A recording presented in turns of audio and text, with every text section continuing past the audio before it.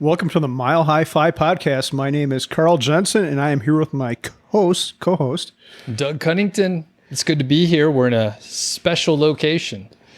We're at a brewery, a small, do we call it like a microbrewery, Matt? Nano Okay. brewery? So we're at a nano brewery. Home brewery? And we're with our friend Matt Giovanisci. How are you doing today? I'm good. How are you? Doing awesome. It is. It's a cool spot. I've spent a few hours in here brewing, but Yeah. Carl, it's kind of your first time sitting down for a while, right? Yeah, I've been running around all day. We're very busy with some family shit going on, so it's nice to sit down in this beautiful, cool garage. And I think it needs to have some other name. So it's a garage that's a brewery. There should be some name for that. I don't know what it should be, but I'm not clever enough. Maybe after I've had some more beer, I'll be able to come up with something. But the No Car Brewery or some shit like that. I don't know. My friends want me to call it Third Car Brewing because it's the third garage. Yeah,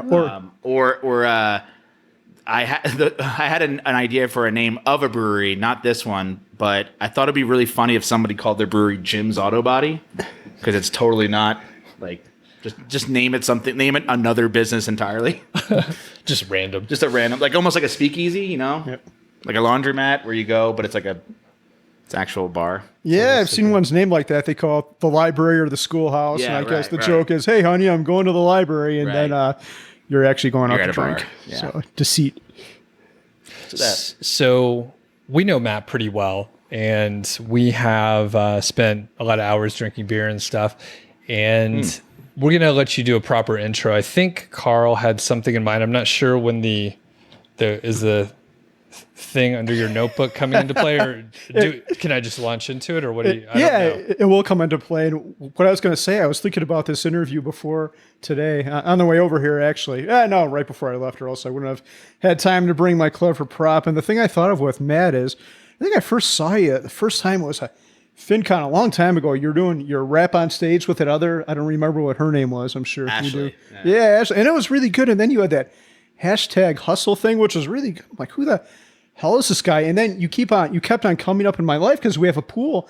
And every time I Google a pool problem, you come up. I'm like, oh shit, there's Matt again, which I find hilarious. It's funny when these different worlds of your life collide. Mm-hmm. But I don't think I know you very deeply. So Matt, are you ready for a deep probing? Yes. Wow, I didn't think he'd be so I'll spread 'em. enthusiastic. Yeah, I'll spread them open. So if you're listening to this and not watching on YouTube, I just put on a massive latex glove, which apparently Matt is receptive to. I have a ton of keg lube that we can use just to, Okay, usually the podcast takes a little bit longer than this to go downhill. But, okay. But Sorry. there you have it, 2 minutes into it. But I guess the thing I wanted to ask Matt is, and just to back up another second, is you're a very eclectic individual. You've done all this music stuff. I've watched your pool rap video like 10 times, and not because I want to learn anything, just because it's freaking entertaining. Like you wrote that thing and you produced it, right? Yeah. Yeah, it's amazing. Have you watched that thing, Doug? I sent it to you earlier today. I have. Yeah, I've checked that out. Yeah, it's really, really good. But then you code. You've got a brewery here. Like, do you make rockets too in your basement? Like, No, I'm not handy by any. Like, I'm not. I'm not really good with my hands. So I guess my question for you is your background. Did you go to college No, or? Okay. I did not. You know, I was thinking about what the answer to that would be, and I thought that would be the think? answer. Like, I thought it would be no. I thought you were too smart to go to college, actually. See, I was too dumb to go to college. No, well, why do you say that? Well, in high school, I graduated with this by the skin of my teeth, like C student. The classes that I failed in high school were English and graphic design, ironically, which are the two things that like basically earn me a living nowadays. And then like when I first got into high school, I was in like, I think, they have like what's an AP, right? Advanced placement. But then like, what's the one below that? Honors. The one below honors. Regular and then remedial. Correct. So I started high school in remedial classes, like the whole first year, my whole freshman year. And then like they were like, oh, you're kind of smart, I guess you don't like. So I kind of moved up, and I think because my guidance counselor in middle school was just like, you're dumb, you go here, and it's like, all right. And I didn't know any better. And then I graduated barely. And then I went to a community college for 2 weeks twice. So I went the first 2 weeks and I dropped out because I hated it. And I just stopped going. And my dad wanted to kill me because he was paying for it. And then I was like, you know what? I should try again. So I tried again the following semester with my own money this time. And I dropped out again 2 weeks later.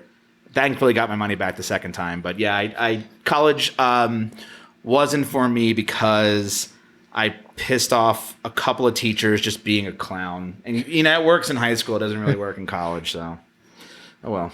So what did you do? What was your first business? I know. Did you do the pool stuff in high school? Is that how you I was learned that? Yeah, well, I was 13. That was my first summer job ever. Okay. And I did that for pretty much until I was 25. You know, that was like, I worked in the pool industry, like at retail stores, you know, testing water, stocking shelves. And I did that. That's the other reason why like college was never fun for me, because it was like, well, when I'm done school, I have to go to work. Like I always had to go to work either after high school was over or after college day was over. And I'm like, why am I going to school when I'm like, I already have a job? Like I've been working this whole time. So, and I kept moving up in those companies because like at least I pride myself in being a loyal, hardworking employee. And that's just who I was. And I had a good work ethic. So yeah, that was what I did. And then I started Swim University in 2006, technically, or 2004. Depends on. I bought the domain name in 2004, sat on it for a year, lost it, had to rebuy it back, and then eventually like started it. Like a lot of procrastination on that. Before you go on, Yeah. we jumped in, and people may think that you own a brewery. But what do you No. do, and who are you, and what is Swim University? Because we're jumping in the middle of a story. You're diving in to the pool, but we need without to a life vest. let's lay a little foundation. Okay, so you mean like just what I do now currently, Yes. like my thing. Okay, I run a website where I teach people how to take care of their pools and spas called Swim University, which is how the worlds collided there. You own a pool, you start looking stuff up. There's my stupid face on a YouTube video that's like, here's how to shock your pool. That is how I make my living and how I've made my living since like full time since 2011. Before that, I had the site, but I was doing, I worked in the industry as a marketing director, for like a pretty large pool company. But yeah, I eventually started Swim University in 2006 and was able to tackle it full time in 2011. And that's what I do. Okay. Perfect. That makes sense, yeah. Yes. And we're sitting in the third bay of a garage, which has been converted into a home brewery. Yes. So you're not selling any beer here, so the No. ATF doesn't need to come check it out or whatever. I drink it all. It all. And we help. We help if you need it. Yeah. So, okay. So we got a little bit of an intro, and I took you off your train of No, it's all a good. series of questions there. Okay. So you started Swim University in 2006. Took a few years before you were doing it full time. Yeah. How did the interest to actually start the website come about? Oh, so I was in the industry, so like I knew the expertise. I was very knowledgeable in swimming pool care. But I was also in a rock band, which is like where the music stuff comes from. The music stuff comes from me being born and my dad being a musician and, owning a recording studio as a kid. But then I was in an original band. We were like trying to become stars, like rock stars, trying to tour, all that stuff. And we needed a website. So this was pre-Facebook. So it was like, and almost pre-MySpace, I think. We needed a website, and no one knew how to design one, and we couldn't afford to hire a designer. So in the pool industry, when I worked in the store in the Northeast, so I'm from Jersey, you have a lot of downtime in the wintertime because who the hell is coming in the shop for pools? But we did sell like spa chemicals, so like I had a lot of downtime just like kind of keeping the store running, and so I took that time and learned HTML and CSS and learned how to like design websites specifically for my band. And then I was caught by my boss like not working on the site, but like looking at it, on different computers that, just kind of like test it. This is like, Internet Explorer, like, before Firefox and that kind of thing. So I was, and he saw the site like in the history and was like, whose site is this? And it's my site, and he loved me. So it wasn't like I was like in trouble. He was like, you should be looking at this. I'm like, yeah. He goes, did you make this? And I'm like, yes, I made it. And he's like, okay. And like left. And then like a week later, contacted me to do the website for the company. And that's sort of what led into me eventually going, well, maybe website design is my new like career. So I ended up leaving the pool company for 6 months and worked for a legit full on suit and tie. I don't know why suit and tie at the time, but like suit and tie website design firm, and worked there for 6 months before my boss called me back and was like, you're going to work here. I'm going to pay you this much money. You're going to work in corporate, and you're going to do like all our marketing for like, signage, TV ads, radio ads, newspaper ads, yellow pages, magazines, website, all that. So I went back, worked for him in corporate doing all that work for 4 retail stores. And I actually helped start and open the 4th retail store. And then I ended up getting fired from that job because my boss found out about Swim University and thought it was a conflict of interest. Even though I never worked on it at work, it was always something I did when I went home. I'm not a thief by any means. I'm not, like, again, super loyal, don't want to piss anybody off. But he thought it was a conflict of interest. And I actually had another job already lined up, so I just went and worked at that other job for 2 years. It was a restoration company, but doing the same thing, like full marketing director. And then got laid off and took that as an opportunity, as a small business loan, to start, like, to basically go headfirst into Swim University and make that a thing, like a full-time thing. So I took a year of collecting unemployment, sold my condo, or rented out my condo, sold my car, moved in with my younger brother, and just like cut my expenses and just worked every single day. It's when I made the rap video. It's when I did all that stuff. So, and it took 2 years, and I was doing client work on the side, designing websites for other people to kind of like supplement what I wasn't making at Swim University or what unemployment couldn't cover. And then once unemployment ran out, it was like, all right, it's on. I have to make this work, and that's what happened. Does that answer? Did I go too far? No, I love interviewing you because I could ask a simple question and then take a break. Yeah, I really enjoyed that video. I've probably pulled it up 10 or 20 times. He actually showed it to my kid today, and I had to watch it first. I knew you talk about pool pucks in there. I didn't remember if you were trying to rhyme anything with pucks, but it turns out it was clean. No, it's a clean video. Yeah, clean rap song. So I was able to show my kids, and they're like, "That's the guy who was in our backyard last year." I'm like, "Yeah, that's him. It's the pool guy." So yeah, I think I'm wearing the exact same thing from that video too. Yes, you had that shirt on. That's right. It's not the same one. Okay. But yeah, it's a good look. It's a classic Dickies work shirt. Yeah, we'll put a link to that video on the show notes. How long did that take? Just on so that took. It's a good question because I actually know. Writing the hook, like the beat, like the actual song itself, I kind of did it. I kind of had the beat because I was always writing music, like just kind of on the side. I was always just a lot of rap stuff, but like I'm not really into rap as a person. But like I liked the construction of beats and stuff. So I had that one. I really liked it, and it was being made for what I thought would be a pool rap. And then I finally put it all together. The video took 2 days, start to finish, filming, editing, everything.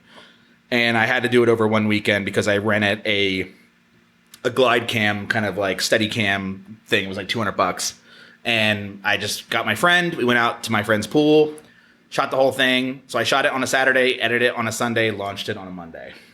So, and that was, but the song took like a month or two because not that I was working on it for that entire amount of time, but I had to find a singer. So I went on Facebook and just asked like my friends, like, do you know anybody that can sing? And some girl from my high school is like, brother's girlfriend like came over to do it. So yeah, and she's the one that's in the video. Okay. Yeah. Yeah, that's awesome. You're probably the only person in the world who might be able to run a successful internet entrepreneur company or like write and produce and perform your own rap album. Like your stuff is catchy. Have you ever thought about writing an album or done anything like that? Like for real? Yeah, yeah. Well, like I said, I tried to be a rock star at some point. Like I tried to tour, I tried to get signed. I was writing. I do have like earnest albums that are more in the pop, punk, pop rock sort of genre. It's like Taylor Swift's kind of stuff. Yeah, exactly like Taylor Swift.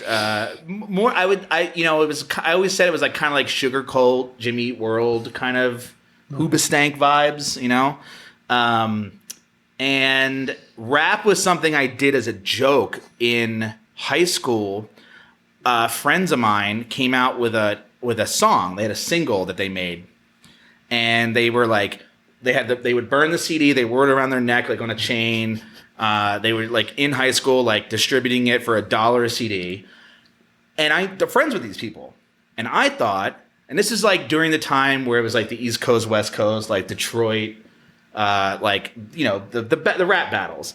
So I thought it'd be hilarious to come out with a song that dissed them as people, like just hard. So one night I just like learned how to use this like program. It was called Sonic Foundry, I think it was. And I learned how to make a beat. And I rapped like in a crappy microphone, like the little thin pencil mic that came with the old, Gateway computers, and like brought the CD into school the next day, and it like blew up. Like the whole school was talking about it. And then my friends and I all got together and made an album in one night of just freestyle. It's terrible. It's absolute garbage. But we did we thought it was funny to have a whole album where they only had one song. Those guys hated me, like just were super mad at me. And I was like, no, I thought this was like, cause their stuff was funny, it was a funny rap. It wasn't like, serious. So I thought we're doing two funny raps, but now like I kind of expected them to come back and like hit us, but they were just really upset and thought like, that's not cool that you did that. We're trying to be serious with our rap. And I'm like, oh, I thought you were doing it as a joke cause it's funny. Whoops! You crushed their dreams. I crushed their. Yeah, I had to, the guy had to talk to me. He's like, dude, I really want to make a living doing this. I'm like, oh boy, I messed up. I'm sorry, and I really felt terrible, honestly. So that's where I had this so I knew how to do this kind of music, and I kind of did it on the side just for fun, for my friends.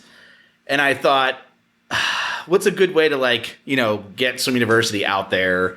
That was something different. And this is where I came up with the idea of passion mashing. So taking two things that I'm good at and sort of mixing them and seeing what comes out of that, and it was no one's going to do a rap song about taking care of your pool. It's never been done before.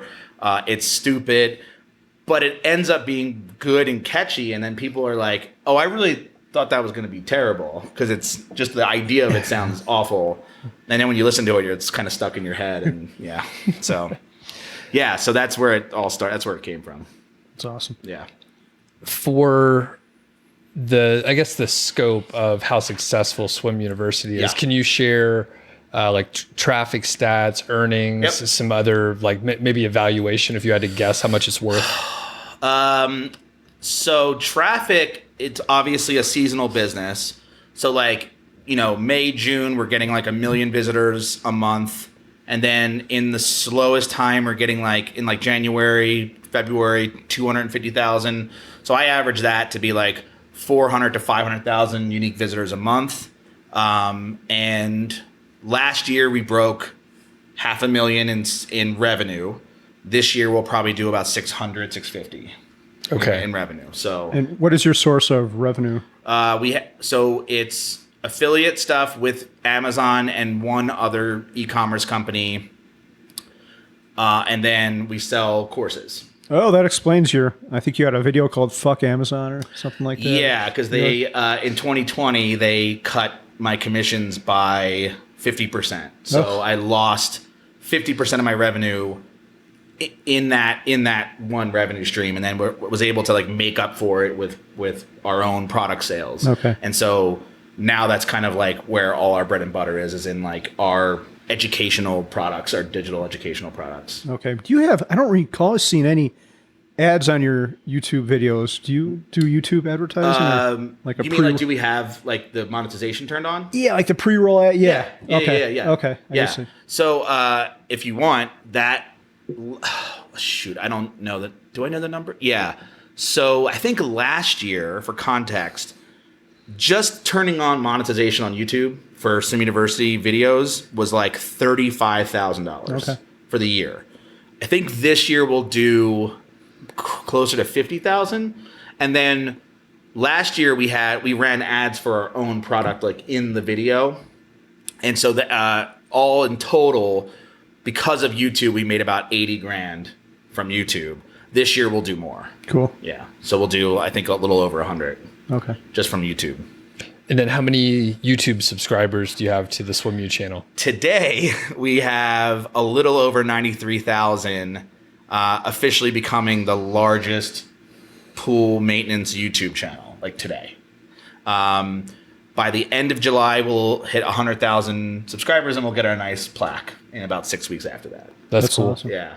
So YouTube is your main business, right? You don't have anything. Swim University is YouTube based, right? No, it's the website is where most of it comes from. That's funny. I don't even know about the website. I've seen all your videos, but there's a website it's a website that gets a ton of traffic, and that's what I've had for the longest time. YouTube was always like, we kind of dabbled in it. I dabbled in it since 2013.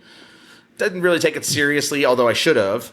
And then it's always kind of been this like bug in me that's like, we definitely need like a consistent YouTube channel, but I'm not a very consistent producer of content. I like to do things in sprints and like in big hairy goals, like a rap, video or something. But Steph, who is my life partner and business partner, she has been consistently publishing videos on Swim University for the last 2.5 years. So every week we have a new video. They're fully animated.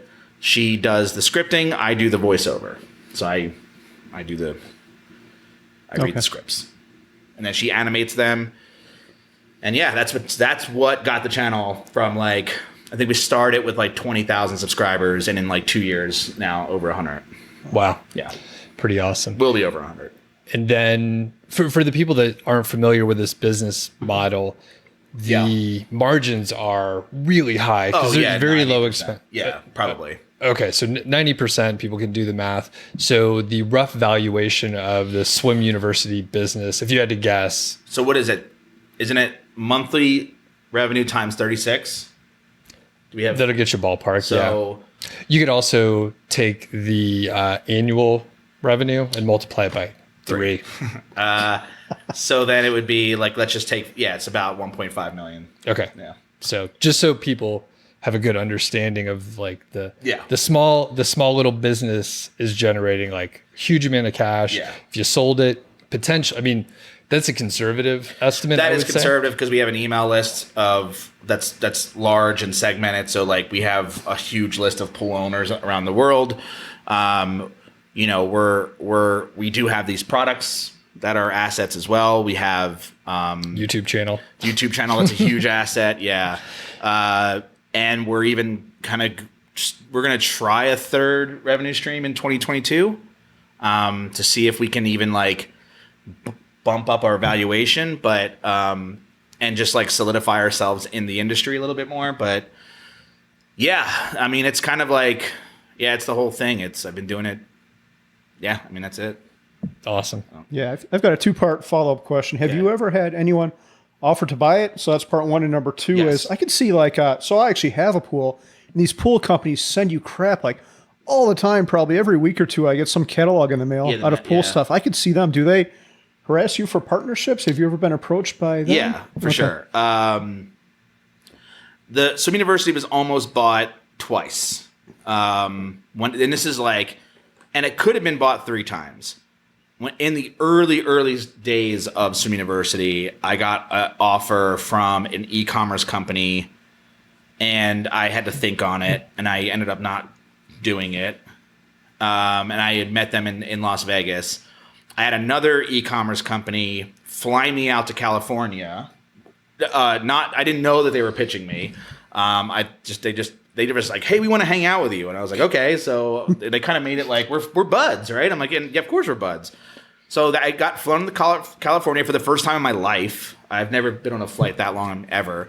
And I was there for one full day, and they were basically pitching me to work for the company. And I really considered it. I'm like, all right, well, I'm gonna actually work for this company, and I'm gonna be like their content producers. I was gonna do their blog and their videos, and I was gonna move to California because I wanted to move away from Jersey. I kind of wanted to move to Colorado, but I was like, oh, California is also pretty great. And it was Northern California, so it was like above Sacramento. Rockland, I believe, was the name of the town. So I came when I got back home. They had asked me what I wanted as for money, and I told them I want $100,000, and they were like, "Oh no, like we'll give you 40," and I was like, "But I make more than that now on my own site." And then they wanted to buy some university for $3,000. They were just clueless, huh? $40,000 in California, like yeah, you can't. Yeah, I had made more than that for like 6 years prior to them asking. Like I was making like 60 grand when I was 21 a year. So like I'm like no, like, and I was making, and at that time I didn't have a job. Like I was swim university plus my and I wasn't this was when unemployment ran out, so it was swim university plus like client work. That's how I was like living. So I was like making like 20 grand on client work, 40 grand on swim university. And I'm like, well, I make more than that now, and I don't have to have a boss, and they were going to pay for my move and everything. Thank you, but no, I turned that down, and I'm like, oh man, dodged a bullet, because the next month they got sold. Everyone had to move to Phoenix, and I was like, oh, thank God, I did not want to move to Arizona. So, so it's now I haven't been asked in a minute. Like it's been a while since I've been asked or pitched.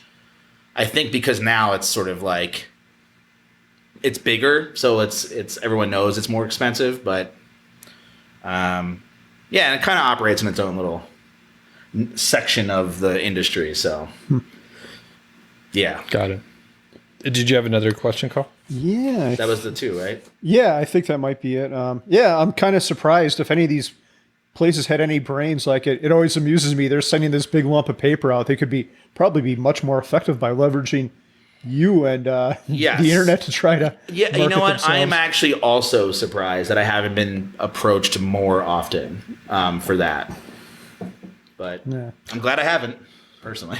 Would you consider running like paid ads in your newsletter or something like that?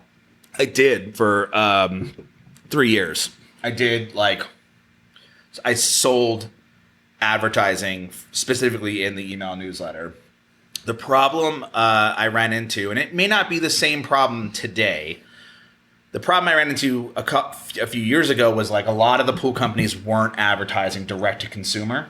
So the relevancy of the ads, like it was me pulling teeth with these companies. Nowadays, there's tons of pool companies that are like that are much smaller that advertise direct to pool owners. So I think if I were to do it nowadays, I would have a much easier time doing it. But we're very small. It's me, Steph, and one other person, and I like it that way. It didn't used to be that way. I used to have multiple employees, but I scaled back because I was like, well, we need to focus on the things that are like really, really working. That was working. You could argue it made decent money, but the amount of manpower it took to manage and sell those spaces, and then it's a never-ending cycle. Mm-hmm. It's like when you stop doing that, it dries up. Whereas if all three of us stopped working, Swim University could coast out and make money for the next like 5 to 10 years, without any upkeep. I mean, it would be less and less every year, but I think with having the YouTube channel and the assets that are kind of online, mm-hmm. we can coast. So we don't, we work hard, but like not that hard. Yeah, there's anymore. a lot of value in that. I was thinking about someone yesterday. Actually, I had a conversation, and this person owns like thousands of doors in real estate, and he's in his 30s, and he's trying to buy more. He's on airplanes trying to find more. I'm like, I don't know. Like, it's a lot. Yeah, it's a lot of like mental energy and a lot of and that's been like.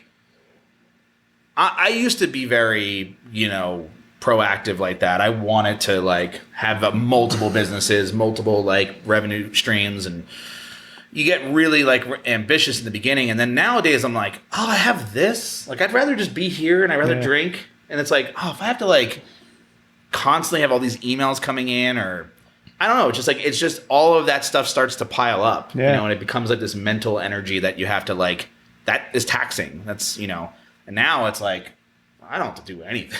I can really not do anything. Yeah. Well, speaking of drinking beer and having fun, you want to take a quick break and do a refill? I don't know. We can do that. Okay, so we're back from filling up, getting some other beer, and I'll just talk about this New England IPA. It's awesome. As soon as I poured it, it jumps out of the glass. You smell it, yeah. It's so fresh. So if I burp and Steph is in anywhere in the vicinity, she's like, holy shit, I can smell that. I'm downwind from you. And I was like, oh, wow, that's a good sign. Yeah. Well, I shouldn't burp in her face, but yeah, and I don't. There's worse burp smells than hops. So then pineapple. Yeah. Okay, so we're talking websites, and I'm going to ask you what someone could do these days if they're thinking, hey, I do have some skill. I want to start a website. And I'll also like bake into the question, you started Swim University a long time ago, like 15 years ago. Yeah. So, the things that you did then are probably not going to work the same way now. I wouldn't do those things. So what would you tell someone if they're thinking, hey, I'm pretty interested in homebrewing beer. Okay. What might I do to get started? I'm not necessarily tied to like a website and content, maybe podcast, maybe it's YouTube. Yeah. Because you have experience in all three of those. Yeah, I'll leave it open. Okay. What could someone do? What would you advise them? Well, okay, two things. One, have a monetization plan before you start, so know how you're going to make money. And two, expect it to take 4 years at a minimum.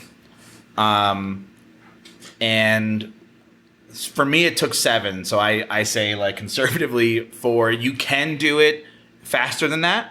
I've seen people do it faster than that. I've done it faster than that, but I didn't do it the first time around faster than that. I experienced it. I'm like, all right, let me see if I can replicate this faster. Expect to supplement it for a long time. So like I had Swim University for years and it didn't make any money. And then I was doing stuff on the side, and then like it was like a slow transition from, working a day job, having this thing that I came home. Like it sucked because you go out, I worked all day in the pool industry doing marketing, and then I would come home and have to like do more pool marketing. So it was like 24/7 for years. And I didn't work on it as hard as I should have in the beginning. So one, know how you're going to monetize. That could be, I could tell you that the easiest thing you can do is like digital products. Like I wish I had done that sooner, because there is basically no overhead besides like whatever, delivery system you pay for per month. Like I use Podia. There's a million of those like course platforms out there. It could be ebooks, whatever. Courses, doesn't matter. Affiliate marketing, unfortunately, like you can make a lot of money in affiliate marketing, but it's not going to be as like lucrative in the beginning as you want it to. I feel like affiliate marketing, just like advertising, like takes just a lot of traffic, and so you're going to be spending a lot of time earning traffic and before you start to make like serious money, like quittable money, where you could essentially have not a lot of traffic, or not, however medium you choose, and sell your own product and have a lot greater like less sales, but you'll make more dollars. So just know what you're interested in. And I would say like lean in on your skill set, because I am a terrible salesperson. Like I've never been good at it. I'm not a good closer. So like when I was selling advertising, I was very bad at it and I didn't like it. But what I was really good at was video. But in the beginning, I spent all my time writing. So, what I should have done was video first, writing second. And instead I did the opposite, which is I think why it took me 7 years. So lean in on your current strength or strengths, plural, and gravitate that way. If you don't know, like I'll say like podcasting for us, so I think YouTube is honestly like one of the best ways to go. But if you think you're going to make money on the ads, like no, that's not going to, you need to have an additional product. Like I said, like we have almost 100,000 subscribers, which is a crap ton. And we just broke 100,000 in like revenue. So not, forget all the overhead. So like maybe 80,000, right? And if you're just one person, that's a great living. But that we have 100,000, it's a lot of work to get there. I think we have like 150 videos or something like that. So multiple years. I could say like you can do things a little faster with a website, but I would certainly have like a monetization strategy in place before that. Podcasting is I don't know. I mean, yeah, I've done tiny little podcasts and I've done massively huge podcasts, and both of them did not make any money. So right. I am like 0 for 2 in podcast earnings. Let me interrupt you here because I want to ask you about some things you already said. Yeah. And press you on some of it because you make it sound easy. You've been doing it for a while. You just said you're a video guy. So, of course, you're saying, hey, do courses. They're easy. You have the equipment. You have the editing experience. I didn't say it was easy. I just said like digital products, you'll earn more.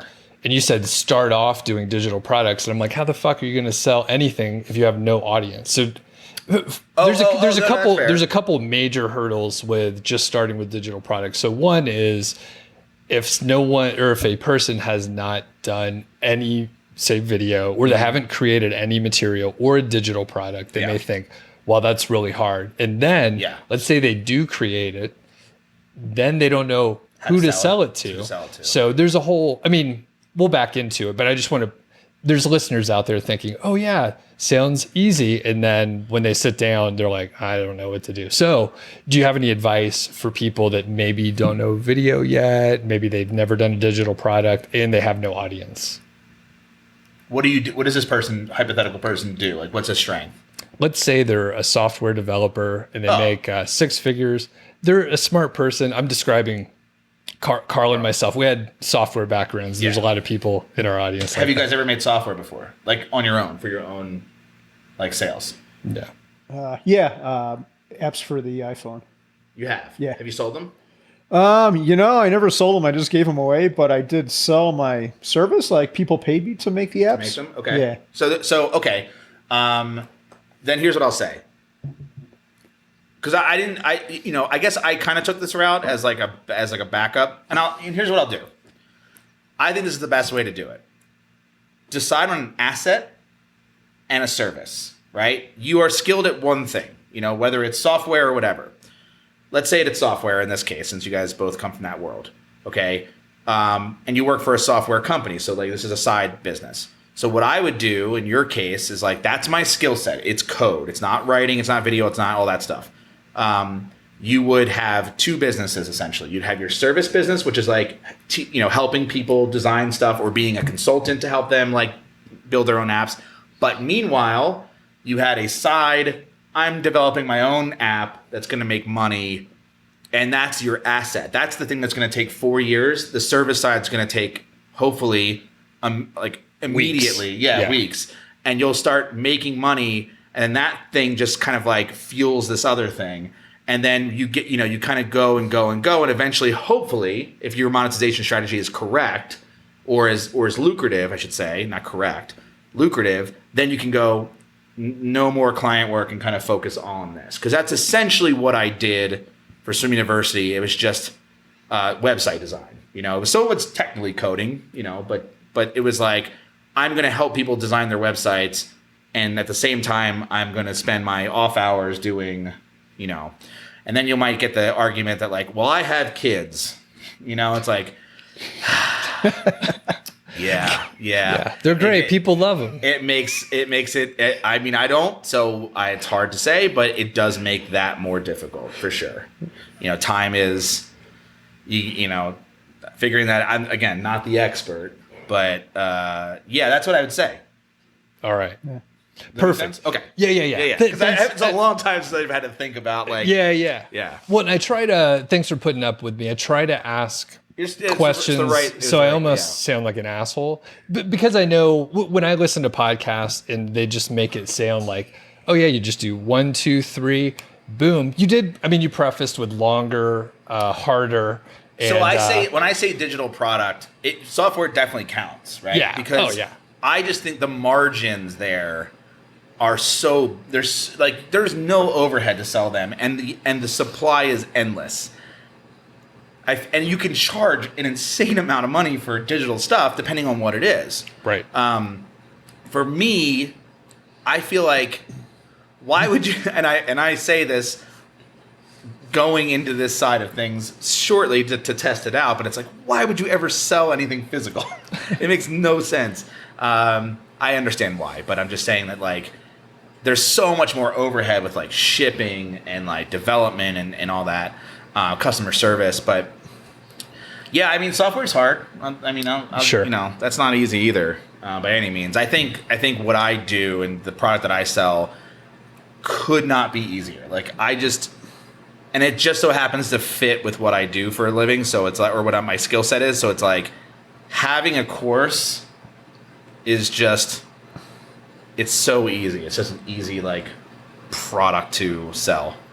Yeah, it seems like we're in the golden age of side hustles, because you can write one piece of software, throw it on the internet, and by a piece of software, I might mean a website or create content, and then it's accessible to billions of people. Like, there's never been a better time on earth to be doing this type of work or to be considering these kind of hustles, right? And I do think, I agree, and I think, everyone always starts out with some kind of, if you want to work for yourself, I think the service thing is the absolute like quickest way to like start. Even if you want to be location independent, like having a service is great. It does require more work with like the sales side of it. Like you do, like when I was doing, website design, I was literally driving to pool stores.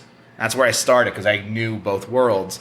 I would drive to pool stores, and I would walk in the store, and I would, with my laptop, and I'd say, I designed this, your competitor's store. I want to do your website too. Pay me money. And then that's why I was a bad salesman, because I would say those exact words and I never closed. They were like, "Who are you?" I'm like, "Oh." I'm like, "That's a porn site." I'm like, "Oh shit, sorry, wrong. Oh boy, this one." So, yeah, like that is for me the thing that like it that was the hardest part for me. Sitting down in front of the computer, knocking out a website design like all day, every day, eyes closed. Going out into a store and having to like put myself out there, way harder. So, yeah. Right on. I have one follow-up question. You said a number that kind of surprised me, and you said, give it 4 years. So my question is, 4 years to what? To make a profit, or to be able to live off that money? What? Yeah, to be at your... I say that because it sort of sets expectations. I think a lot of people... I'm not going to generalize. Some people will hear this, and some people have heard other, like, the gurus in the space go, like, it's so, like you were saying, like, it's so fucking easy. Like, anybody can do it.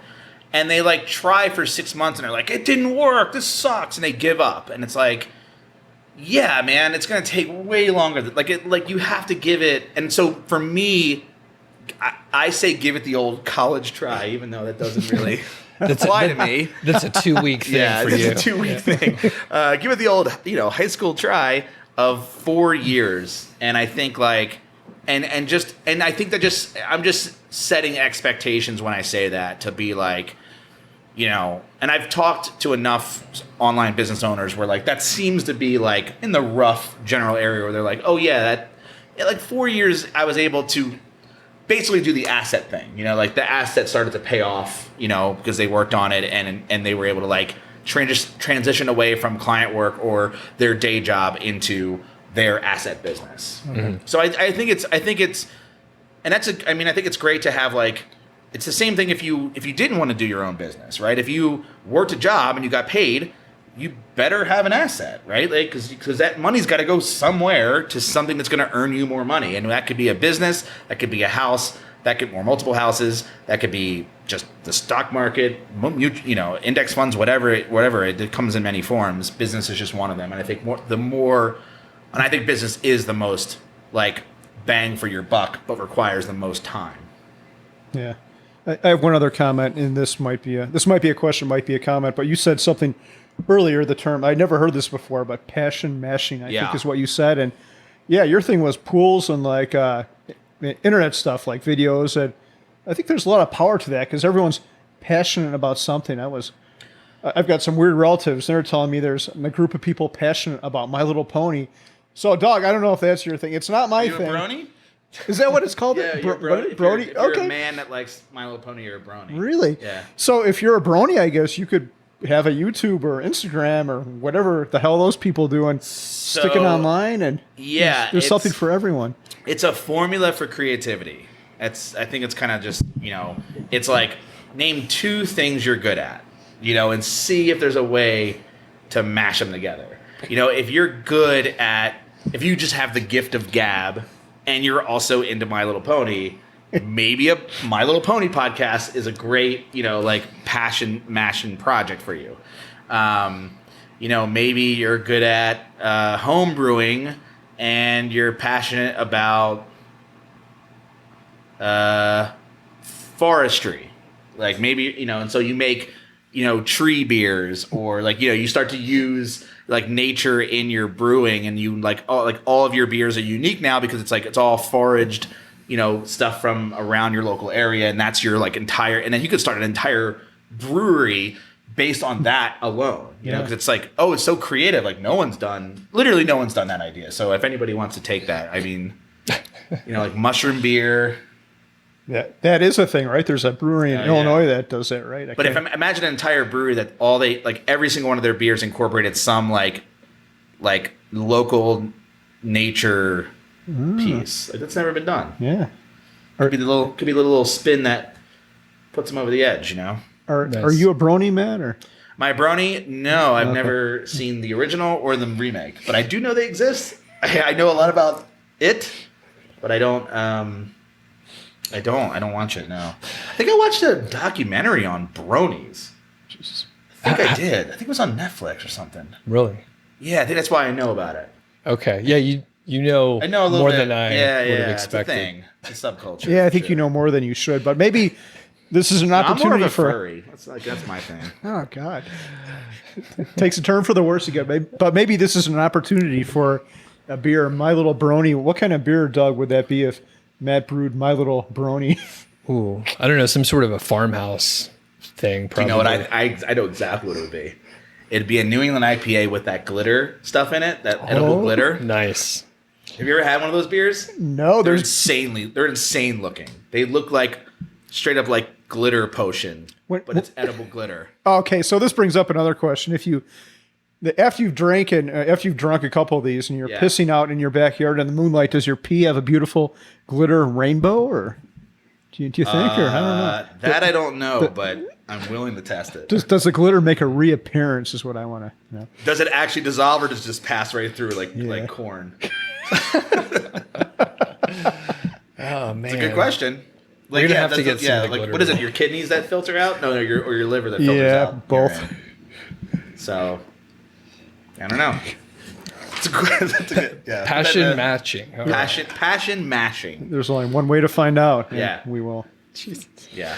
All right. I have a few ideas for things to push together, but we can't even do it on the outtake. So I'm going to have to tell you guys when we stop recording. So I have some pretty funny ones, but I can't even say it out loud. Really? It's that bad? It's pretty bad. Okay. Yeah. All right. I am intrigued. I can't even imagine what that could be. All right. Okay. So moving on a little bit, you mentioned podcasting before. You've been a part of 2 podcasts at least, actually maybe more than that, but one very large, and just curious some of your thoughts on podcasting. And you could tell us your history with podcasting too. Yeah. So I started a podcast called Listen Money Matters that it's been a while since I checked. I did the first 250 episodes with Andrew. We did all that in a year. I quit the podcast. It was with Andrew Fiebert and Thomas Frank for 3 years after that, and then I came back for the last 2 years. I think that podcast is still up there in the ranking, I think, in iTunes. I don't know. It's been a while since I checked. That podcast did very well in the very beginning. The first year, we were at the first podcast movement. We were trying to make it a thing, and it didn't work out. What year? Sorry. 2000. We started it in 2013, November 2013. 2014 was the year we did daily episodes. We pushed it, and we were able to get to, what was it? I think it was about the end of 2014. It was 10,000 downloads an episode, which was big at the time. And then I think it gets 80 to 100,000 downloads an episode or something like that. It's insanely huge. Right. But it's always struggled with getting ads, and it makes money, but not enough to, I think it's just there was just never enough passion behind it to make it really truly work and really truly be monetized, unfortunately. And because of the nature of the show, we had problems getting advertisers too, because we cursed, we drank beer. You guys don't know anything about that, but that's what we did, and so we had a hard time getting advertisers in the financial space because they're like, oh well, you curse, and so Vanguard wants nothing to do with you, and it's oh. Hey, guess what? People cuss. Yeah, that's how people talk sometimes. Yeah. But yeah, it was the beer was a problem, and the cursing was a problem, and our music in the beginning was heavy metal. Because I was trying to emulate the shock jock sort of style without being a complete without being a bunch of dickheads, but about personal finance, because I thought that would make personal finance more oh, this is what I listen to in the morning when I go to work, and it's people riding sex machines or whatever they do on radio anymore. Mm-hmm. So it was it just had the packaging of that without that. And it worked. It was the formula that worked. I think it sort of paved the way for a lot of new personal finance shows that are much more comfortable with, just being honest and being here we are, I guess as an example. But I love podcasting. It is if I could make it work, it's all I would do. I could talk on this thing in silence, or in silence, that's stupid. Alone. Alone all day. I love broadcasting. I studied broadcasting a little bit in high school. It's what I went to college for, but I had to take all the beginning, I had to take, what do they call it, prerequisites before you could get into the actual broadcast. All I wanted to do in college was just be on the radio at college. And it was just no, you need to be a junior before you can be on the radio. And I'm like, this sucks. Yeah. I'm just going to go get a radio job. But yeah, I was on local radio as a kid, and I just love that medium. I just love it so much. It's cool. I just wish I could make it work. And I've tried multiple iterations of it, and I feel like I could never get the traction to kind of push it forward. And I certainly gave it enough time, but yeah. Well, and one, I want you to talk about some of the other podcasts you've done too. Okay. But I was going to say with Listen Money Matters, I mean, you guys were sort of on the front end of like podcast growth, Yeah. like very much on the front end. Yeah. And, it didn't feel like it at the time. Maybe it felt saturated, but. A little bit. Yeah, now Okay. that I think about it. I mean, they had a whole conference at that point. It was the first there year. was a conference. It was the first year for that conference. It was in 2015 was it?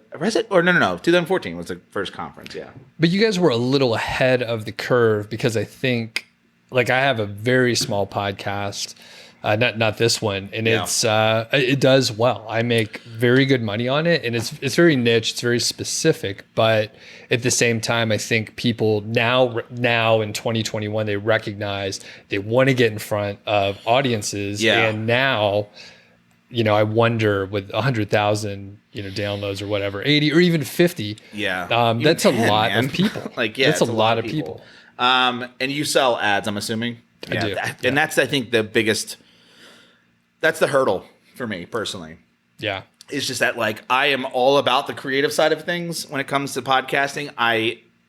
The ad part, I would love to have partnerships, but I can't be the person that manages it. Like, right. I don't like being told what to do, just in general. So I think that's why, like, I avoid partnerships at all cost. Nowadays, I've tried so many partnerships and I just avoid it because, like, I just hate being, like, held, being told what to do. Because I'm already, like, I'm not a lazy person by any means. And so, like, when someone's just like, you need to do that, I'm like, I do way more than that. Like, I don't tell me what to do. It's like Locke, right? Don't tell me what I can't do.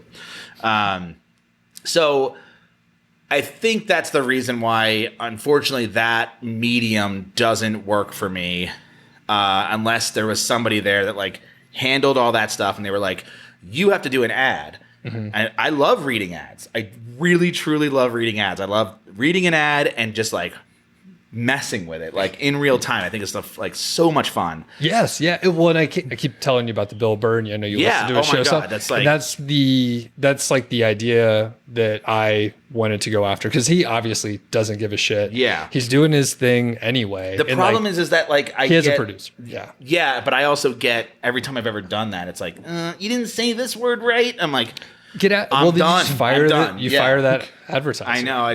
But we're not Bill Burr too. No, that's true. But it's just like, there's this, like, yeah. But I do love the medium. Like, it's awesome. This is not, I'm not done podcasting. I have ideas and I do want to do stuff. I think they'll be more short-lived, meaning, like, they're going to be, like, one podcast, one season or a group of episodes, and then I can move on to the next thing, because after 20 years of doing stuff like this, I kind of figured out who I am. I'm not a consistent producer, which I mentioned earlier.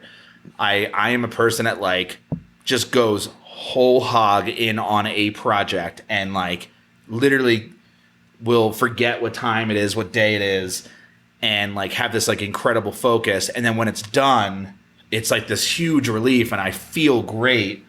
And it's like, what's next? That I need to be challenged constantly. But if I have to show up every Wednesday and do the same thing, it's like, the quality is going to suffer, because I don't have that, like, deep work sort of mentality. But again, like, I did Money Lab was my other podcast. So that had two generations. It was an audio only podcast for, like, the first 2 years, and then this third year, short-lived, was a video live, YouTube live thing, which I liked too.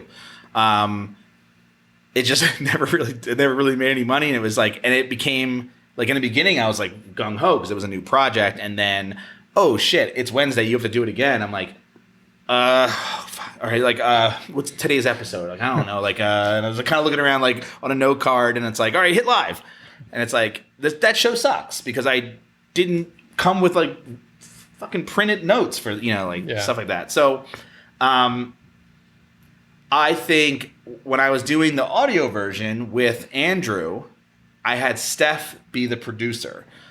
So I showed up on Thursday and there would be a full episode, in a Google Doc ready for me.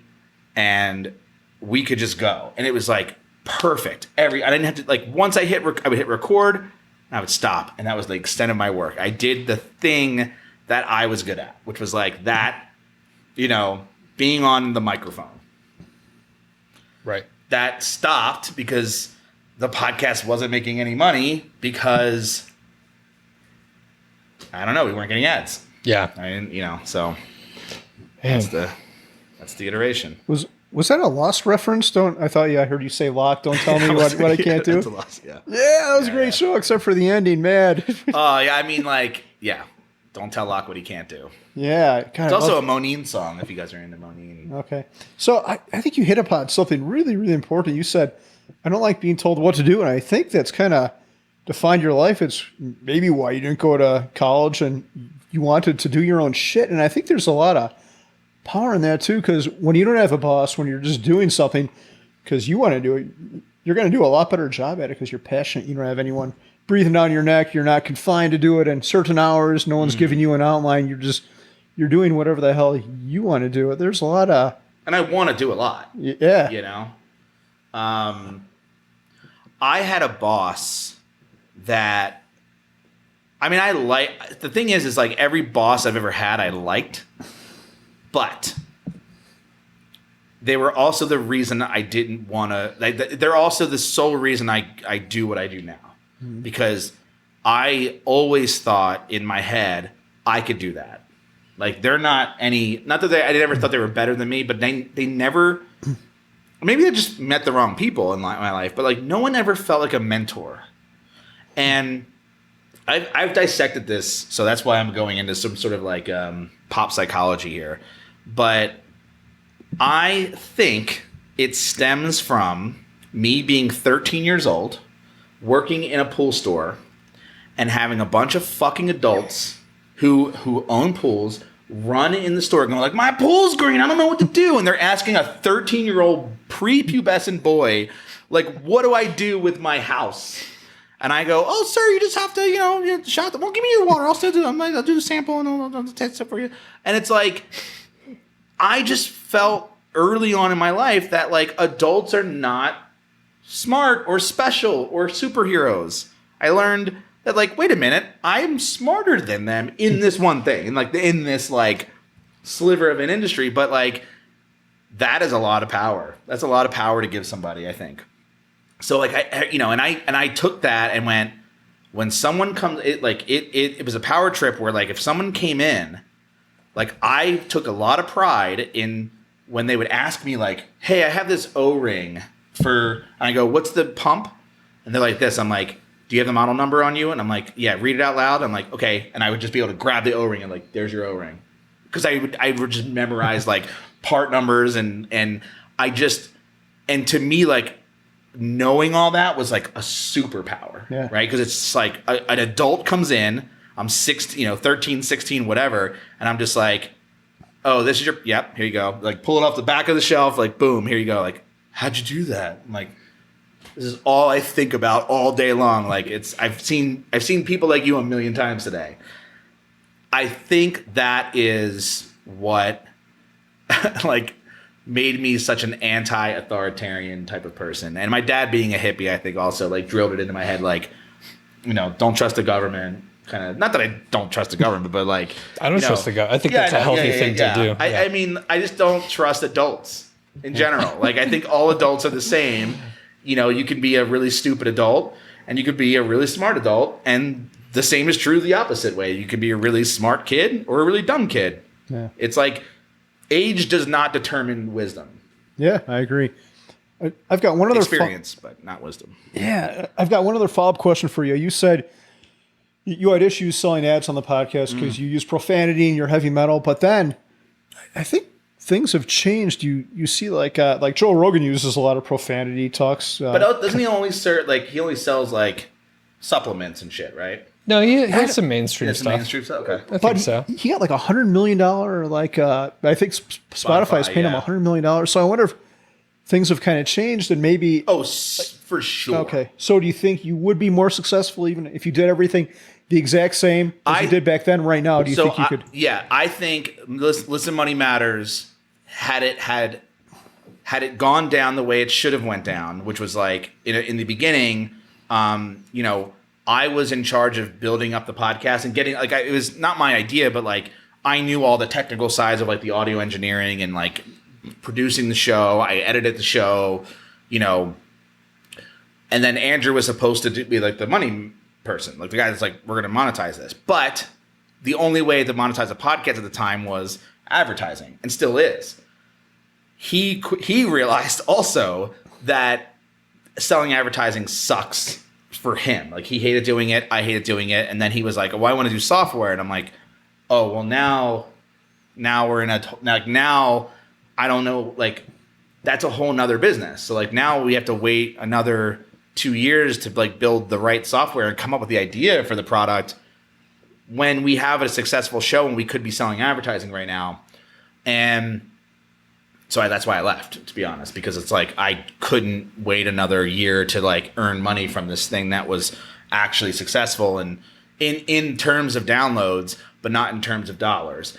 And we did have sponsors. Like I remember Betterment was one of our like first sponsors, and we actually went to their offices but man, trying to get them to buy a spot on a show, they never advertised on the podcast before. So like it was really kind of like we were really fighting uphill to figure out like what to charge for it, you know, and what we were going to say. And there was a lot of, I think there was a lot of taxing back and forth, which Andrew and I both were not good at.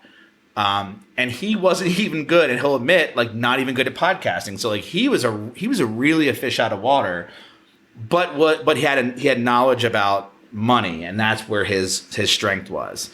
And our chemistry was potent. But both of us had no idea how to sell sponsorships, and we both hated it. And so it sort of just kind of fizzled out, died out. God, it sounds like it could have been. Like, I think my wife, she has a podcast which has similar numbers to you, and they make a lot with their ads. If you just had if you would have been able to find a competent person to like do the cold calling and all that horrible shit. Like, I don't like that either. No, I hired multiple people to do that on Swim University with just dismal, effect, like just awful. Yeah, it's hard to find a good person. Hard to find a good person. It's a lot of like back and forth. It's a lot of training. It's just a taxing thing. It's lucrative. But the other part about doing that is, and it's the, this is where I kind of like, I learned who I am as a person, how I work. And I learned that like that for that business model to be successful, for Joe Rogan, as an example, to be successful, he has to show up 3 times a week or 2 times a week or whatever. And he has to like always be that person and constantly have to put it out. And as soon as he stops doing that show, it's all over. Like the money just stops. And that to me doesn't feel like an asset in the sense of like, I feel like an asset is something that you can make and it pays off in perpetuity. And those are really, I mean, they're a few. They don't really, there's not a lot of those things, especially in business. But like I know a lot of YouTubers who that's how they make their money is with ads. And they're like, the ad company's like, you need to do, the more videos they do a month, the more money they make. So they're just like cranking out videos. That's a recipe for burnout, no matter what, it's like, and I've watched a bunch of like big YouTubers burn out for that reason. And that reason alone is like, they have to create something and then they have to make something because an advertiser wants them to make a video. And they're like, well, I don't have an idea. Shit, I got to like crap something out. And what they crap out is crap. And then they feel like a shitty creator. And then it just becomes this vicious cycle of like, what am I actually do? Like, who do I work for? Who's my, am I the boss or is all these clients bosses? And so like, I'm not saying all YouTubers or podcasters are like that. I think there's a lot of people who find awesome balance and who know themselves and are willing to say no to advertisers. No, we don't do that. It's like, okay, cool. And that was how we operated at Swim University. We're like, a lot of people just like wanted us to change our entire blog post. It's like, no, you're just sponsoring. You don't get to control the content. even though all marketers, that's what they want to do. They want to control the content, but you just tell them no. And saying no sometimes leads to they fire you, which I get extremely upset by. I don't like when just regular people just say like, oh, I don't want to do that. And I go, oh, it hurts me. So like and I think I'm just protecting myself by not working with other people, and I hate disappointing people. So, I could work on that as a person to be like, don't take it so hard, whatever. It's who I am. I figured it out. So avoid it. You know, like don't do that, and find something else that doesn't hurt you, and who you are. And I was going to say that in the way you phrased it, they've fired you, but really you said, no, we don't want to do that. Yeah, we don't want to do that. So, I mean, I like to frame it that you fired them, which is still a confrontational situation. Yeah, but I have no issue firing people. I'm an asshole, dude. I wish I don't. My skin is not like I feel bad firing. I've not fired a lot of people in my life, but when I had to, it was like it hurt hard. Like I have. Maybe it's like it's like stupid empathy. I just like feel everyone else's pain before they even feel it. It's rough. Yeah, I said that. It was a joke. I have had to fire people like in the corporate gig. Did you have to do that ever, Carl? Like fire people? I've never fired. Well, I fired people in my personal life, like construction stuff, but they deserve to be fired. Yeah. See, I would feel so bad.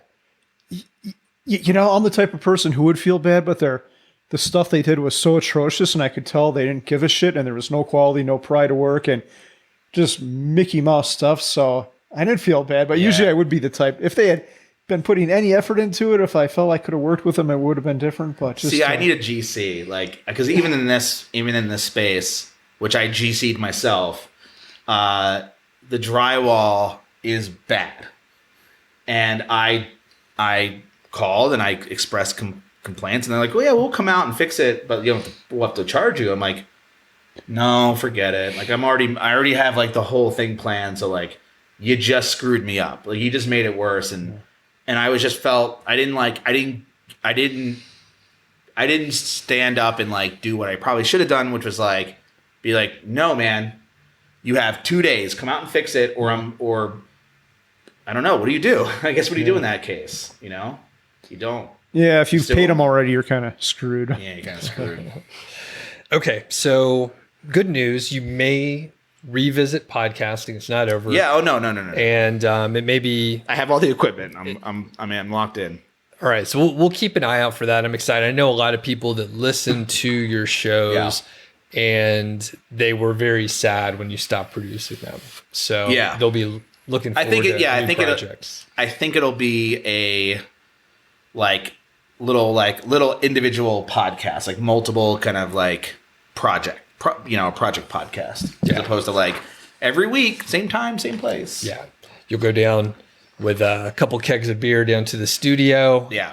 Get blasted for a weekend, record a bunch of stuff, and then you got a season. I want to make a season, or I want to make a movie version of a podcast, or like a short, like a mini series of a podcast. Like that feels more the kind of thing I like to do, and it fits more of like, and again, took me years and years to figure this out as a person, but like I work very well when it's like I put everything I have into like one thing, and like I publish it, and I'm like, and I can't wait to do the next one, but I can't do that every week. Like if I'm tied to like a schedule, I'm like, oh no, I'm gonna burn out. Got it. All right, let's shift gears into some of the FI space. And I believe you published something about retiring kind of in the near term. And just, can you explain what was in that blog post and some of the, the plans you have in the near future here? So I have a post that's called, the thing's still in it. The blue thing. I really need to take those out because it happens all the time. So, should I wait for him, or do you think I should just do it? Yeah, let's wait. Yeah, we'll wait till he gets back. So, I have and God. Go. So what's the question now? I can completely forget. Oh, FI and FI, retiring. So I have a post on Money Lab called the Lifestyle Business Manifesto. And I wrote this, was it 2020 or 2019? No, definitely 2020. There's a trigger warning in the beginning of that post. So like there's a lot of death in the beginning of that post, but like the rest of the post is basically me sort of declaring that what I do is a lifestyle business. And I've always kind of like treated what I do as like, I want to be this huge mega like multi, asset media company. And I finally like, it wasn't a money thing too. I think I criticized a lot of people kind of personally who were like, I run a lifestyle business. It's like, oh, okay. So so the whole regular business, like the big business didn't work out. So like, you just sort of like, now you say you have a lifestyle business. And I kind of thought that for the longest time. And then, I moved. So I had a couple of family tragedies happen, one major one, and it sort of shifted kind of like what my priorities were in life in general. And I was like, fuck, I don't want to be this like, CEO of this major company. Like I want to be here. I want to brew beer. I want to like hang. I love hanging out. And so I realized I'm like, wow, I make plenty of money. Like I make almost sometimes a little too much, if I'm being honest. And I go like, this is how could you ask for anything better than this? So I kind of just declared like, I'm done, and like in the sense that like I achieved exactly what I wanted to achieve when I was, in my earlier goals. And now my next achievement is to basically be able to say with confidence that I am 100% retired. At 40 is my goal. I'll be 38 in August. So in another 2 months, I'll be 38. And retirement to me is not meaning like I don't work. I'm always going to work. Obviously, we always said that in the FI community, right? It's like, it's a retire early part. Like we don't, what does that really mean? But for me, it's the sort of like the financial independence. I already kind of have that, right? It's already there. But the idea of retirement for me is I have enough money in the bank where if everything went to shit, my entire business went to shit, I would be able to survive for the rest of my life in this house, paying my bills on the money that I have, And so, for me to achieve that, it requires a certain amount of money in the bank, and not just in the bank in cash, but in the bank in like index funds and paying me off, being able to like take a 4% cut or a 3.5% cut, every single year and sort of live off that for the rest of my life. So that is the goal for me. I'm not there yet. For me to say that. I am there in the sense that like I am technically financially independent, because I don't have to ever really worry about money anymore. But I do want to be able to say that I have officially retired at 40 years old, and if that makes sense. Yes, that's great summary. So I'm curious. So you say retire, but really you just mean financially independent with X amount per the 4% rule. Is that? Yeah. So like so my financial independence is currently dependent on my business being alive and well and functioning. Retiring early is that goes away, and I can still live a life financially without that thing paying me. Sure. Got it. That makes sense. Yep. So you have cash flow from the business, and I'll jump in and connect a couple dots. One is if you sold your business, that could have that. Yeah. Yes. So like, so that's why I say it's an asset. There. Yeah. It's a huge, giant asset worth a lot of money. So huge ass. Right. Yeah.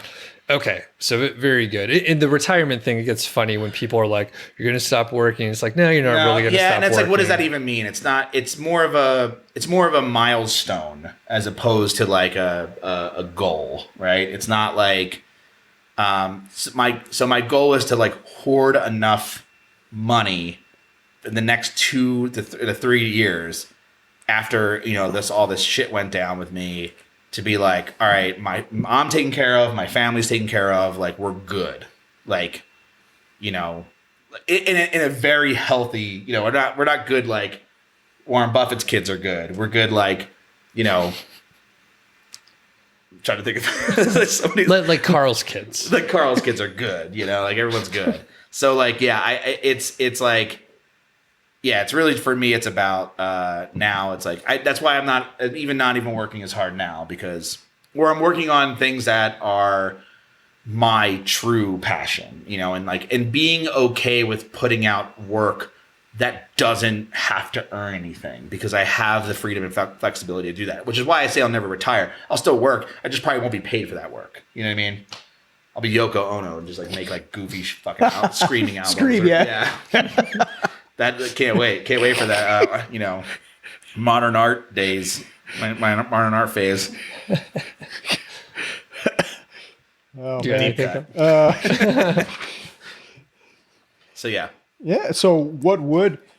So you said retirement would mean working, and you know, I was reading a great book, and they said that the goal of life, I just read this yesterday, should not be happiness. That's pretty silly, and I think it is silly, because you can achieve happiness in a lot of good and a lot of bad ways. But what you should go for is meaning and purpose, because then happiness is a side effect like that, and a lot of times you get that through work. But work is a funny word too, because when people think of work, it's going to some stupid office for 40 hours a week, and that's not what work has to be. It can be whatever it's something you do, some action, but it doesn't have to earn money. It could be something you do on your own time. And I think we need a redefinition of that, maybe separate it from financial benefit. It might earn money even if you're not trying, but it doesn't have to. If it gives you the meaning, purpose, and happiness, and makes you excited to wake up in the morning, that's what you're going for. That is everything, right? Because it's like, you know, the people that retire and don't have anything to do, they just die early, you know? Yeah, it happened to my father. Yep. Yeah, they just like, hey, I can't wait to retire. Well, you better have something to do after you retire. Because like, I do think that all of us put here, and without getting like, I'm not a religious person or anything, but like, we're born to work. Like, that's what we're supposed to like contribute work. I don't really think anyone inherently wants to fuck off. Like, I just don't. I think everyone likes to be productive in some way. You know, some people are better at it. Some people are, you know, it's applied maybe in a direction that doesn't help anybody. It just helps themselves. But we all have an ethic. You know, no one's just like literally laying in bed all day. Like, you would get bed sores. That's why we get diseases when we don't do that. You know, so that idea of what makes you want to get up in the morning. I feel like I've always had that, and I feel lucky, because I've always kind of felt I can't wait to wake up to do something. I've always, even in the shitty jobs that I've had, I've always liked it, which is weird. Like, I think it's because I never really worked a cubicle job. I did have a cubicle job for 6 months, but like hated it, left it, you know, did my other thing. I didn't go to college, so I didn't have like an accounting, you know, I wasn't in accounting. Like, I didn't do any like, you know, those, you know, the in a tech sort of jobs, right? I've always been somebody who worked at a company that was small enough where I could always be the right-hand man to the owner of the company, which I always was, because I was marketing, and that's like really the second half of any business. So I always have been like a very high up, you know, employee at even the smallest companies. And so to me, I felt purpose in that. I felt, you know, but at the same time, I always was entrepreneurial. So I always knew that at some point I wasn't going to do that job anymore. I was always going to do this or something like along these lines. So that is what gets me up, you know, every day. But like now, what's the purpose? Well, the purpose for me now is family. Is like, how do I take care of like the people who can't be taken care of, or like, you know, should be or need to be taken care of, because I am capable of that. So like, that's a new purpose. One of my favorite purposes in life is taking something inherently silly very serious. That drives me like nothing else in the world. It's hard to explain. I'm not a comedian by any means, but like taking something that is stupid, like everyone would think is stupid, but like do it very seriously. I think that's like the funnest like twist and reason to get up for me. Doesn't really apply to business all that well, but it is like that's my retirement plan, is like just do shit that is like insanely audacious, but like why would anyone go that far to do something that stupid? You know, I hear bronies coming on. I could do, yeah, it could be like, no, it's like a brony amusement park, like just for bronies. Like it's such a big ridiculous thing, but it's taken so serious. Like it's like the world's like, this is the best amusement park ever constructed for bronies. That's weird. Do you find it hard because you have that strong work ethic and you want to create? Do you find it hard to turn it off a little bit? Because I struggle with this because I literally the last few years I think and say I want to throttle down a little bit and stop doing a few things. Yet I keep doing a little bit more, even when I'm lopping like pieces of the business off. I'm still continuing to like work a little too hard. I've gotten better at like the space part, but like me giving myself space. But every day I struggle with that, which is like, you know, if I'm not putting my all into this other thing, I'll find something to put it towards. I get bored very easily. Like it takes, like if I'm not doing something for like 15 minutes, I'm like, should we do so? Let's go out, do something. Let's I don't know. Let's go somewhere. It's like I've always been that way as a kid. It was like my parents would take us on vacation, and I would, you know, they're like, we're having this like huge beach vacation, be on the beach, and I'm like, you know, like, we're gonna go on the go-karts, or like, you guys want to go to like miniature golf, or like we do like dinner? So like, it's 10 a.m. Like, chill. Let's just like hang out, because it's like they want it vacation, I want it activities all day long, every day. As I got older, like, yes, it's me trying to like take that energy still exists, right? So instead of battling it, I just funnel it in different areas. I try to funnel it into this, which is like, this has no payoff whatsoever. It's just, that's why I'm like gonna have 9 beers on tap, because it's like, what if I'm bored? Go make a beer and put it on tap. Like, you know, go can a bunch of beers. Go, you know, invent a recipe. Like all things that have nothing to do with my survival or like my financial independence or whatever. This hobby of homebrewing, which I've been doing for since 2005, but seriously since 2015.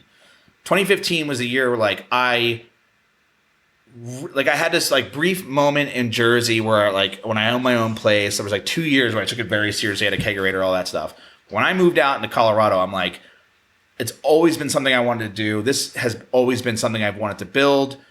And so like when I got really serious, that's when the work started to actually slow down, because it was like, I have something to do this weekend. I didn't have to like sit at the computer and do like a rap video or like a blog post or something. Like I rather be here. I'd rather like do this beer. I'd rather, you know, I had a hobby that like took up time.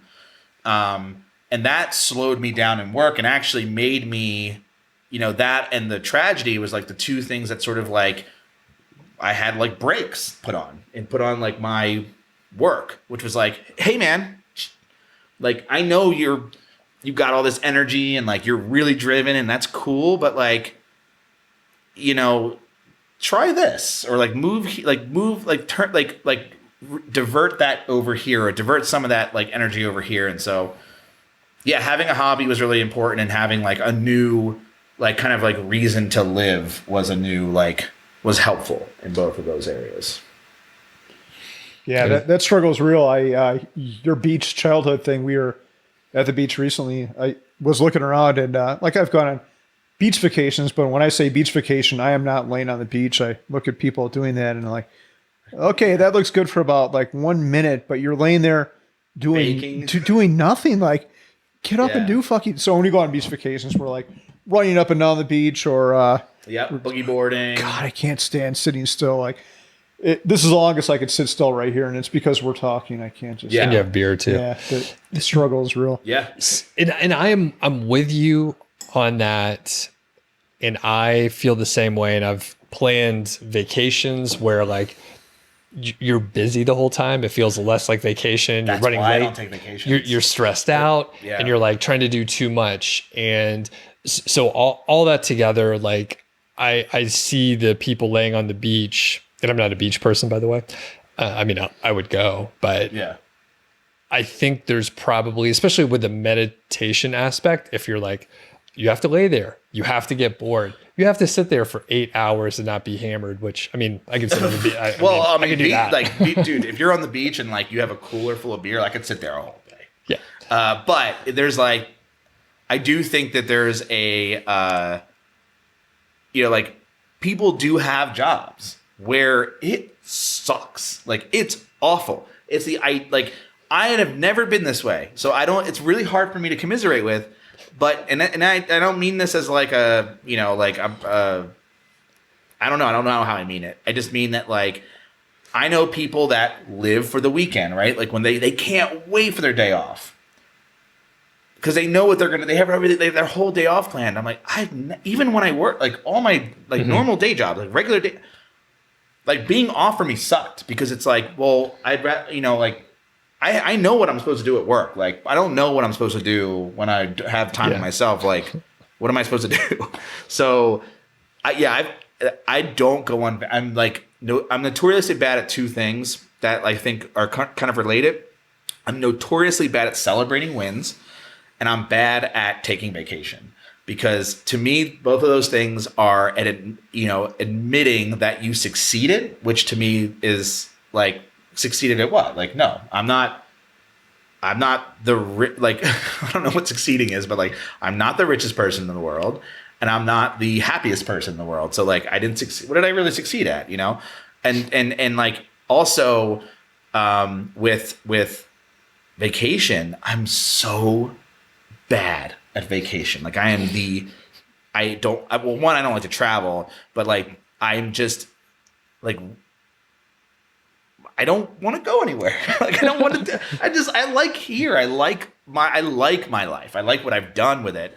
And so I'm like, my life's a vacation. Why would I need to take a vacation? And I felt that way working at the pool store. Like I felt like, dude, my life is fucking easy. Why would I need to, like, my boss isn't riding my ass all day and is like a piece of shit. And like, I've never had that. So I don't know. That sounds like privilege all day. Like just dripping with it. But I find like working has always been like a kind of like, I love working. Like I enjoy being incredibly productive. So for me, vacation is like, well, that's, my sanctuary is, and when I'm stressed or if I'm having like a really bad day or I'm having a bad week or a bad, year, work has always been the thing that I find comfort in. So taking me away from that is sort of like the opposite. It's like I have to, it's a struggle. Yeah, I guess it's a struggle. It's a weird sort of like. I feel it's a weird struggle. It's like the opposite. Yeah. Right on. Anything else? Maybe we need a working vacation. Like I think you have told me, Matt, that you have never been out of the country. Is that still true? Or it is pretty much true. I have been to Vancouver. Okay. So technically, but technically, I drove to Vancouver from Seattle. But that's the only time I've ever left the country. It felt like being in America. It was like, oh, look at McDonald's here. We should take a working vacation, maybe to Oktoberfest or a similar beer festival overseas. So you say that? If I don't go to Oktoberfest or Cologne or Belgium before I die, I'll feel pretty bad I guess if I'm on my deathbed and I'm like, shit, I didn't go to those places. Like, I'll be like, I should have went to those places before I was on my deathbed. To me, drinking through a town is work. Like, that's because I feel like it's research in a way for me. And it's like, I'm like going for a reason and experience. And it's like, you're constantly moving. So like, I don't need to be also working. I just need to like, I don't know. That feels like very active, like, activity based. So absolutely. Yeah, we could even do it on bicycles. Like go to Belgium. I think they have bike tours where they do that type of thing. Yeah. Sounds pretty awesome. Do that all day. Yeah, we could figure that out. Yeah, it's easy. All right. Awesome. Well, any other thoughts? Yeah, I do have a closing thought. Have we arrived there? It sounds like we have. Maybe. I think so. What time is it? How long do you guys normally do these? Until we're done. As long as Nice. I need to That's go. the way to do it. Yeah, it doesn't have to be a closing thought, but my thought was, This is Jerry's Corner? Is this like... yeah, Jerry Springer. So I got to go up and put my time Or is that and what all it's that called? shit. Or Final Thoughts? What was it called? It was, I don't even know. yeah, I think it was the final thought, like the Jerry Springer final Jerry thought. Springer's Final Thoughts, where you like sit down and do a little monologue at the end. Dougie, you want to jump up and throw a chair at me or something like that? Yeah. Steve. Whatever the hell happened to Jerry Springer. Yeah, I read a quote a long time ago, and it said something like, most people love the cages or that bind them or some shit like that. Have you ever heard that one before? No. Oh, yeah, it goes something like that. Something like the cages that bind you sounds like a thing. Yeah, and I think that's true with a lot of people. A lot of people want a pretty defined path in life because that gives them comfort. They don't. They want to be told what to do, and I guess that's how society's structured. We need a lot more. We need a lot more followers and leaders. But I think about that, and the most successful people I know, the people doing the most incredible shit, aren't like that. They're people who've rejected all that and do whatever the fuck they want. I think of you. I think of Pete, our mutual friend, Mr. Money Mustache. I think of Alan Donegan, who also didn't go to school and just figured the shit out himself. These people are doing the favorite things, like the really good stuff. And where was I going with that? Yeah, so you can sit there and you can be defined by society. You can do what your family, your work, and all these other things expect of you, or you can try to find your own path. And that's what you've done. And I think there's a lot of power to that. If you would have gone the traditional path, you sure as hell wouldn't be where you are today. And I think there's a lot of power in that. Yeah. I wish I would have thought a little bit more independently instead of sitting in a cube for 2 decades. Yeah, I do think there are those people they exist, and they can also do this work. You know, like I think that they actually have a better time succeeding at it if they have a push, because being told what to do is comforting. It's like I like. I know people like that. I think Steph is like that, and not being told what to do, but like she loves following like a template, like a pattern, and just kills it, like, and just does like solid work all the time. And I certainly, like, that's a compliment to who I am, because I'm the person that's like, I have the big idea, and it's like it's frantic, and I can put a lot of work into one thing, but then I need somebody that can sit down and like do the consistency work, which I've never really been good at. And I think I think my mom told me recently that there's like people who there are task masters and task workers, like people who like create the task and people who like do the task, right? And that's a good thing. Like you need both. Like you need the person that comes up with the task to do, and the person that likes doing the task. And I think that there's neither one of those things are better than the other thing. They're actually both necessary for anything to get done. And having a partnership where that is the case, that's, I think, the Steve Wozniak, Steve Jobs partnership, which is like Steve Jobs is the task creator and Wozniak was the task master. I'm not sure what the vernacular is, but the idea that like there was, I mean, obviously that fell apart, but you wouldn't have Apple today if it wasn't for like that sort of like partnership. So yeah, I do think it's important. I think there are two different people, and I think both people can succeed without following directions, but one of them is going to have a much easier time. Yeah. Awesome. Yeah. Well, Matt, this has been amazing. Thanks for inviting us over. For sure. Where can people find you if they want to check out some of the stuff you do? I think the best place is moneylab.co. That's just moneylab.co, All right. where I kind of live, and Twitter. Yeah, you're pretty active on Twitter, I like so Twitter. people can hit you up there. We'll put links for everything so you can get to it very easily. And Carl is putting back on his glove, so I better stop the tape. It's too hot for TV here. Thank you, Matt. This is. All right, yeah, we can just. You guys were talking about Spanish something or other? Spanish something or other. You can hear me right in there? Check 1, 2. Yes. Yes, Yes, see if I can slide it. Can I slide this back without? Yes. Cool. And yep, and we'll check. I'm assuming you're going to talk louder, because that's just what you do. My bravado. So It's very loud. It's not bad. So, Carl, what have you been up to this week? I haven't seen you in a little while. Yo estoy con mi familia. Yeah, it's about as far as I can get. Something with your family. Yeah, my family was here. We went to a brewery. Vamos a microbrewery. I don't know how do you say microbrewery in Spanish? That should be a name of a beer. Cerveceria. Cerveceria, yeah. Vamos a cerveceria. When did we go to? I sent you the picture of it. Oh, it was Verboten in Verboten in Loveland. Loveland Ale Works. Mm-hmm. Loveland Ale Works. Yeah. Okay, I haven't been there. Yeah, they're pretty good. Verboten and Loveland Ale Works is really good sours. I've always enjoyed their sours, and Verboten's pretty good too. They had their Stealth Haze IPA, which I thought was pretty decent. Good, maybe like 7 out of 10. Nice. And then, Matt, what have you been up to today? Today, I went to Whole Foods and I bought a bunch of chips, some seltzer water. I bought some Good Belly. I bought some vanilla beans. I bought some coriander seed for brewing. I'm gonna make at some point I'm gonna make a vanilla, like a milkshake IPA. Ooh, those are good. So I got some lactose, got some vanilla beans, got some coriander, got 55 pounds of Pilsner, 55 pounds of Two-Row, 55 pounds of Maris Otter, and that's it. And I'm here. That's I don't think I did awesome. anything this morning. What did I do this morning? I have no idea what I did this morning. Do you sleep in pretty late? Or are you an early riser? Well, so we would sleep when I sleep upstairs. It's I sleep I get up pretty early because like the sun starts coming in at like 7 and I'm like awake. But since it's been so hot, we've been sleeping in the basement where it's like ice cold and it's dark down there. Nice. So I'm sleeping till like 8, 9 o'clock, which is sleeping in for me. That's great. So I slept in until 9 today. That's fantastic. Yeah.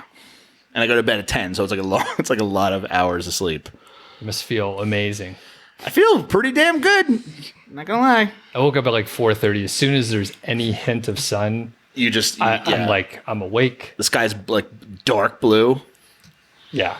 Yeah. Yeah. I mean, I just wake up, nothing I can do. So, okay. Cool. I think we sound pretty good. All right.